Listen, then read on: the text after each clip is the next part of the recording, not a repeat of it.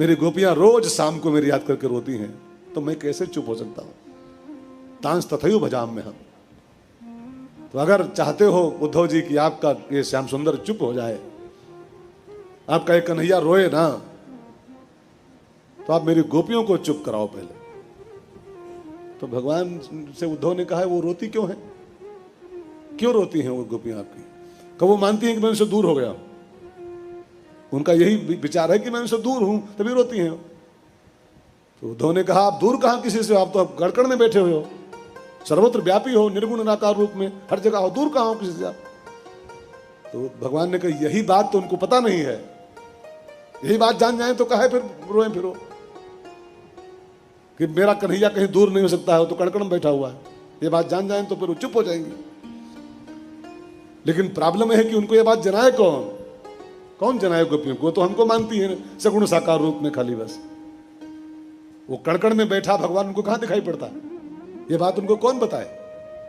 तो उद्धव जी तो थे ना ब्रह्मज्ञानी, वो कड़कड़ वाले थे, वो कड़कड़ वाले। मैं कहा, मैं जाऊंगा, मैं बताऊंगा उनको कि आपका कन्हैया कहीं दूर थोड़ा हो सकता हो, तो कड़कड़ में बैठा हुआ है, मैं बताऊंगा उनको, ब्रह्मज्ञान दे के आऊंगा। भगवान ने कहा, उद्धव जी मेरा काम ये कर दो यार, मजा आ जाए बस। जाके हमारी गोपियों को सिखा दो कि तेरा कन्हैया दूर नहीं है, तेरे कड़कड़ में बैठा हुआ है, तेरे आसपास सब जगह है। ये सिखा दो उनको, ब्रह्म ज्ञान बता दो, तो मैं तो धन्य हो जाऊंगा। उद्धव जी अकड़े तो थे ही, वो उसमें ज्ञानी को अकड़ बहुत होती, एक ज्ञानी थे उद्धव जी। और ज्ञान का एक रिएक्शन होता है, ज्ञान में अकड़ बहुत पैदा होते। ज्ञानी अक्सर घमंडी होते, 90% नहीं, और ज्यादा बढ़ा, 95% और बढ़ा दो। ज्ञान का रिएक्शन है, ज्ञान में घमंड जरूरी होता, जरूरी होता ही होता है। ज्ञान एक प्रभुता है, और प्रभुता पाए जाहे मद नाही, असको नहीं जन्मा जग माही। ज्ञान प्रभुता में आता है, ज्ञान अलग, ज्ञान प्रभुता में ही एक अंग उसका है, ऐश्वर्य का एक अंग है। मैंने कल आपसे कहा था 6 ऐश्वर्य होते हैं, 6 ऐश्वर्य कौन कौन से याद है किसी को? नहीं याद है? उसमें एक ज्ञान भी है, ज्ञान ऐश्वर्य में आता है जी। हाँ, 6 ऐश्वर्य हैं, सौंदर्य, ऐश्वर्य, ज्ञान, वैराग्य, यश और धर्म। 6 ऐश्वर्य होते हैं, 6 भग, 6 भग कल ही बताया था अभी। तो उसमें ज्ञान भी आता है, और ऐश्वर्य मिले और मद ना आए, संभव नहीं। इसलिए ज्ञानी 99.9 और जोड़ दो इसमें थोड़ा सा % अहंकारी होते हैं। ज्ञान में अहंकार होता है, अकड़ होती। भक्ति में विनय होती है, भक्ति अलग चीज का नाम, भक्ति सबकी सिरमौर है। तो उद्धव में ज्ञान था बहुत, उसी ज्ञान की अकड़ में उद्धव जी गड़गड़ा के बोले, मैं जाऊंगा वृंदावन, आपकी गोपियों को ब्रह्म ज्ञान सिखा के आऊंगा, तो समझा दूंगा कि तुम्हारा कन्हैया दूर नहीं है, कण में बैठा हुआ है, आपको भूल जाएंगी वो। भगवान ने कहा, फिर तो मजा आ जाएगा यार उद्धव, जाओ जाओ।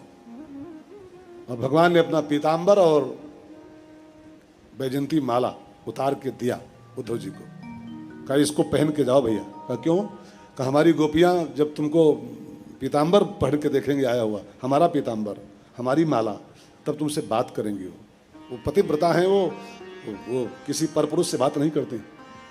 तुम ऐसे जाओगे तुमको परपुरुष मान लेंगे, वो तुमसे बोलबे नहीं करेंगे, और जब बोलेंगे नहीं तो फिर तुम्हारा सब ज्ञान रह जाएगा। वैसे ये पहन के जाओगे तुमसे बात करेंगे, तुम्हारी सुनेंगी। तो अपना पीतांबर दिया, अपना माला दिया, बस मोर पंख नहीं दिया था केवल, बस माला अपना दे दिया, पीतांबर दे दिया, बचा क्या? मोर पंख और बचा खाली बस। और मोर पंख और पहना देते तो उद्धव दूसरा कृष्ण हो जाता, दूसरा कृष्ण साक्षात। तो मोर पंख छोड़ के बाकी पहना दिया सबको, जाओ। और भगवान ने उद्धव को एक योजना के तहत विदा किया, एक स्कीम के तहत। भगवान की एक योजना है इसके पीछे। गोपियों को कोई क्या उद्धव क्या समझाएंगे? खाक, गोपियां पंडितों की पंडित हैं, बड़े बड़े ज्ञानी उनके चरणों की धूल में लौटते हैं, गोपियों की धूल में।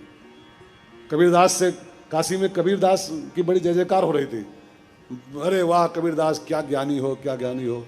तो कबीर ने कहा चुप रहो यार, बकवास करते हो काले। वो कबीर ने एक दोहा लिखा बड़ा बढ़िया, कबीर कबीर क्या करे। कबीर का दोहा है लिखा हुआ, कबीर कबीर क्या करे।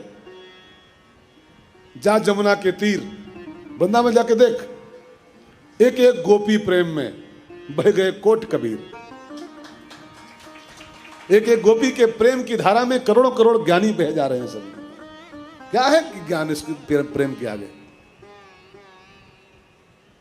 तो उद्धव जी समझाने जा रहे हैं, ऐसा नहीं है। उद्धव जी एक योजना के तहत जा रहे हैं ठाकुर जी की, उनकी एक योजना है इसके पीछे। उद्धव भगवान का बहुत क्लोज है और गोपियां तो और अंतरंग हैं ठाकुर जी की।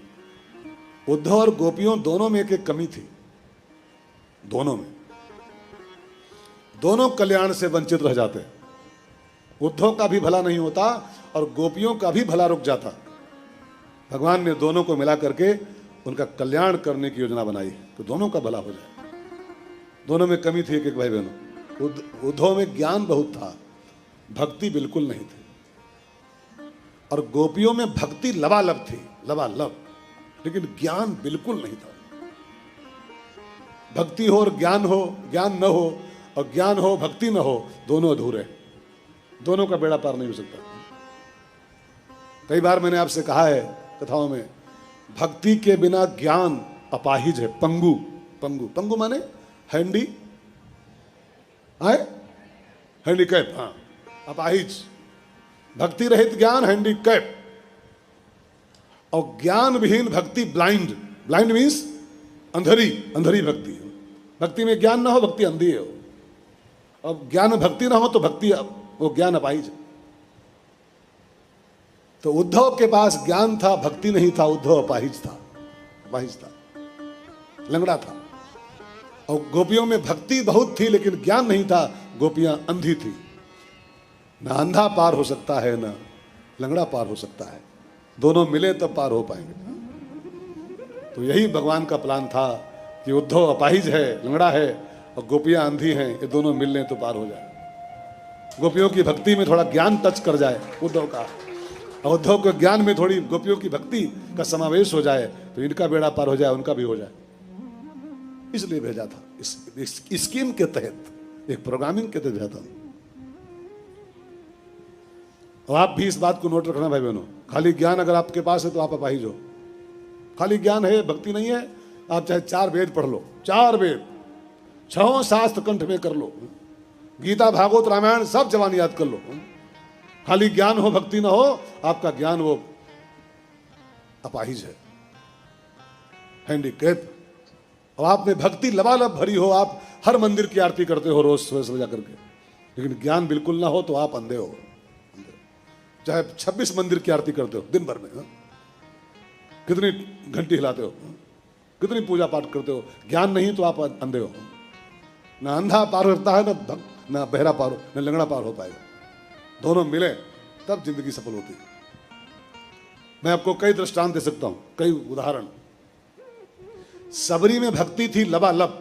सबरी में सकल प्रकार भगत दृढ़ तोरे, राम जी ने उसको सर्टिफिकेट दिया है। सब प्रकार की भक्ति सबरी में लबालब थी, लेकिन ज्ञान नहीं जब तक आया जीवन में, सबरी कृतार्थ नहीं हुई थी।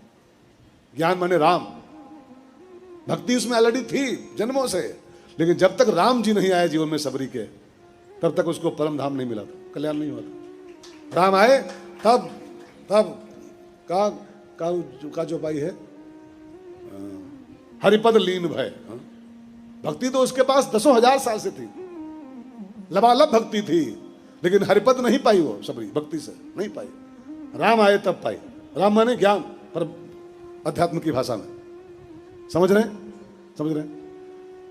रावण में ज्ञान कितना था मालूम? कितना ज्ञान था उसके पास? 4 वेद नहीं थे उसके पास, 6 शास्त्र भी ज्ञान में थे उसके। उसकी 10 खोपड़ी इसी बात का सबूत है। रावण की 10 खोपड़ी का मतलब क्या होता है? 4 वेद और 6 शास्त्र उसके माइंड में थे। 4 वेद और 6 शास्त्र कितने हो गए? 10। यही 10 खोपड़ी है उसकी। 10 खोपड़ी नहीं थी कि 10 मूड उके रहे हैं। 10 मूड मानोगे तो फिर मामला रावण बेचारा बहुत फंस जाएगा। कैसे सोएगा रावण फिर? अच्छा आप सोचो कि 10 मूड हो, कैसे सो पाई फिर वो? कैसे सोएगा? मान लो करवट लेना हो तो कैसे सोएगा रावण बेचारा? अब मान लो कभी हेडेक हो, सिर में दर्द हो, तो बीबी को नंबर देना पड़ेगा, मैडम खोपड़ी नंबर 4 में दर्द हो रहा है, झंडू बाम लगाओ। सिर नंबर 5 में झंडू बाम लगाइए। आज इस बाल में, इस खोपड़ी में खुजली हो रही है, शैम्पू लगाओ इसमें। सिर नंबर 6 की कंघी लगाओ। बड़ा समस्या थी रावण के सामने यार। अगर ये मानोगे 10 खोपड़ी, तो 10 खोपड़ी बड़ी कुछ नहीं है। उसके पास 4 वेद और 6 शास्त्र उसके माइंड में फुल थे, तभी लिखा है उसके 10 खोपड़ियां थी। इतना बड़ा ज्ञानी था, लेकिन भक्ति नहीं थी उसके जीवन में, तो कल्याण नहीं उसका हुआ। 4 वेद का ज्ञाता होने के बाद भी और 6 शास्त्रों का पंडित होने के बाद भी रावण गाली खा रहा था, अभी तक गाली खा रहा। उसके पुतले अभी को तैयारी हो रही बाहर। अभी देखना 14 तारीख को फूका जाएगा रावण। अभी बेचारा छुट्टी नहीं पाया, लाखों साल बाद भी है, छुट्टी नहीं पा सका अभी। हम आप एक बार फूक दे जाएंगे, छुट्टी पा जाएंगे। हम आप एक बार फूके जाएंगे, छुट्टी मिल जाएगी।